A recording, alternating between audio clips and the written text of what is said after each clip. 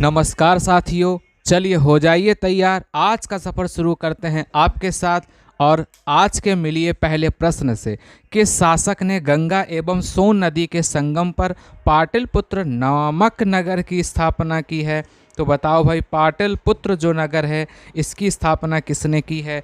तो वो है उदयन। कौन है वो? उदयन है। याद रखिएगा, पुराना नाम पाटलिपुत्र है और अब नया नाम पटना हो गया है जिस शहर का।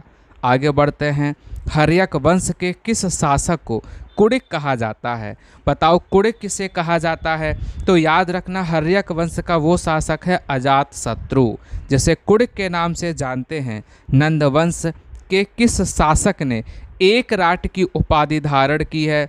तो याद रखना, एक राट की उपाधि धारण करने वाले एक महापद्म नंद है। याद रखिएगा इस बात को भी। नंद वंश का संस्थापक कौन था?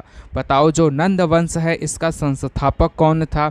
तो याद रखिएगा, नंद वंश के जो संस्थापक हैं वो है महापद्म नंद। कौन है वो? महापद्म नंद है। महाकाव्यों के अनुसार मगध की स्थापना किसने की थी? बताओ भाई, मगध की स्थापना किसने की थी? तो याद रखना, वो स्थापना करने वाले बृहद थे। कौन थे वो? बृहद थे। आज के बड़े महत्वपूर्ण प्रश्नों की श्रृंखला चल रही है, अच्छे से आप इनकी तैयारी करिएगा। बताइए, हर्यक वंश के संस्थापक कौन हैं? तो याद रखना, हर्यक वंश के जो संस्थापक हैं वो हैं बिंबिसार। कौन है? बिंबिसार हैं। अरे, अजात शत्रु किसका पुत्र था? बताइए भाई, अजात शत्रु किसका पुत्र था? तो याद रखना, ये बिंबिसार का पुत्र था। किसका पुत्र है? ये बिंबिसार का पुत्र है। चलिए आगे बढ़ते हैं। पाटलिपुत्र को मगध की राजधानी किसने बनाई थी? ये जो पाटलिपुत्र नगर है जिसको उदयन ने बसाया है, बताइए इस शहर की मगध की राजधानी किसने बनाई थी? तो याद रखना, मगध की राजधानी बनाई थी उदयन ने।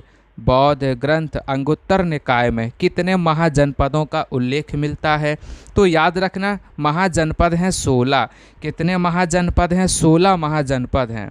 यह कौन सा पहला भारतीय राजा था जिसने अपने आप को शक्तिशाली बनाने के लिए वैवाहिक गठजोड़ की शुरुआत की थी? वो कौन है? बिंबिसार है। कौन है? बिंबिसार है। इन्होंने 3 शादियां की थीं। याद रखिएगा। भारत पर आक्रमण करने वाला सिकंदर मूलतः कहाँ का शासक था? बताओ भाई, ये मूलतः कहाँ का शासक था? याद रखिएगा, मैसिडोनिया का शासक था। कहाँ का था? मैसिडोनिया का। हर्यक वंश का अंतिम शासक कौन था? बताओ, जो हर्यक वंश है इसका अंतिम शासक कौन था? तो इसका अंतिम शासक था नागदशक। कौन है? नागदशक। अंतिम शासक का नाम है नागदशक। महाभारत काल में पांडवों ने अपना अज्ञातवास विराटनगर में बताया था। बताइए, यह किस महाजनपद की राजधानी थी? तो याद रखना, ये मत्स्य की राजधानी है। कहाँ की है? मत्स्य की राजधानी है। भारत में प्रथम विदेशी आक्रमण किस वंश ने किया था? बताओ भाई, ये प्रश्न आप बताएंगे। प्रथम विदेशी आक्रमण किस वंश ने किया था? तो वो किया था हकमनी वंश ने। किस वंश ने किया था? हकमनी वंश ने। बताओ भाई, ये हकमनी वंश जो है इसके संस्थापक कौन थे? बताओ भाई, जल्दी जल्दी से बताओ। तो याद रखना, इसके संस्थापक जो थे वो थे साइरस द्वितीय। कौन थे वो? साइरस द्वितीय थे। भारत पर सर्वप्रथम आक्रमण किसने किया था? बताओ भाई, भारत पर सर्वप्रथम आक्रमण किसने किया था? तो सर्वप्रथम आक्रमण करने वाले ईरानी थे। कौन थे वो? ईरानी थे। भारत पर प्रथम सफल विदेशी आक्रमण किसने किया? बताओ, प्रथम सफल विदेशी आक्रमण किसने किया? तो याद रखना, वो हैं डेरियस प्रथम, जिन्हें दारा प्रथम के नाम से जानते हैं। चलिए आज के सफ़र को और आगे बढ़ाएं।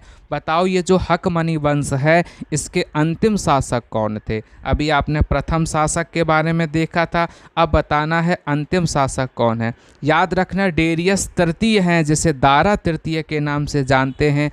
सिकंदर किसका पुत्र था? अरे सिकंदर, बताओ भाई, ये किनके बेटे हैं, किनका पुत्र है? तो याद रखना, यूनान के राजा फिलिप। किनके बेटे हैं ये? यूनान के राजा फिलिप के पुत्र हैं। बताइए, सिकंदर का मूल नाम क्या था? बताओ, सिकंदर का मूल नाम क्या था? तो याद रखना, सिकंदर का मूल नाम अलेक्जेंडर था। क्या नाम था? अलेक्जेंडर था। चलिए आगे बढ़ते हैं। सिकंदर का जन्म कब और कहाँ हुआ था? बताओ, जो सिकंदर हैं इनका जन्म कब और कहाँ हुआ था? तो याद रखना 356 ईसा पूर्व मैसिडोनिया में हुआ था। कहाँ हुआ था? 356 ईसा पूर्व मैसिडोनिया में। बताओ सिकंदर के गुरु का क्या नाम था? जल्दी जल्दी से बताओ। तो याद रखना सिकंदर के गुरु थे अरस्तु। कौन थे? अरस्तु थे, याद रखिएगा। सिकंदर के घोड़े का नाम बताओ, ये तो आप ही बताएंगे। बताओ सिकंदर के घोड़े का क्या नाम था? तो सिकंदर के घोड़े का नाम था ब्यूसेफेलस। क्या नाम था? ब्यूसेफेलस नाम था। यह भी प्रश्न कई बार एग्जाम में आया हुआ है। सिकंदर की सेना ने किस नदी को पार करने से मना कर दिया था? वो कौन सी नदी थी जिसे पार करने से सिकंदर की सेना ने मना कर दिया था? तो वो नदी है व्यास नदी है। कौन सी है? व्यास नदी है। सिकंदर का जल सेनापति कौन था? बताओ भाई, जल सेनापति कौन था? तो याद रखना सिकंदर का जो जल सेनापति है वो निर्याकस था। कौन था? वो निर्याकस था। चलिए आज के सफ़र को हम लोग यहीं समाप्त करते हैं। सुबह 8 बजे का समय निकाला करिएगा, ये प्रश्नों को लाइव देखिएगा, लाइव इनके आंसर बताइएगा। तो चलिए आप सभी का बहुत बहुत धन्यवाद।